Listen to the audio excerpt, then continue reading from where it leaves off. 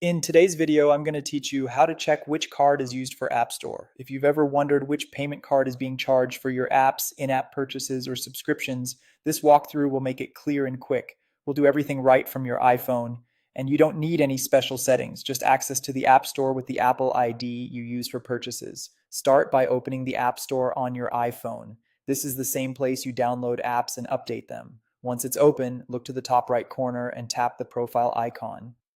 It might show your photo or initials. This opens your account view, which is where Apple keeps all your purchase and subscription details grouped together.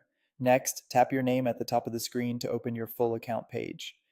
Depending on your device settings, you may be asked to authenticate with Face ID, Touch ID, or your device passcode. That's normal and simply confirms you're the account owner. On this account page, look for Manage Payments and tap it. This is the section that lists the payment methods linked to your Apple ID. Here you'll see the card or cards currently on file.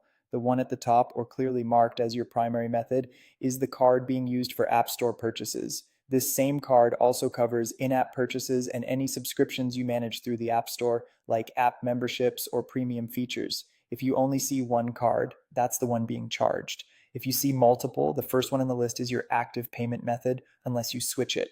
If you'd like to review or change the card, tap the card that's displayed. You'll find options to remove it, add a different payment method, or switch to another card if multiple options are available.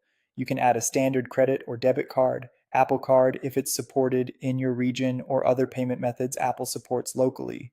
If you switch to another card, make sure it's valid and up to date, because Apple will use it for all App Store charges going forward, including renewals of any active subscriptions. When you're done, simply go back. Your changes save automatically, and the selected card becomes your default for purchases.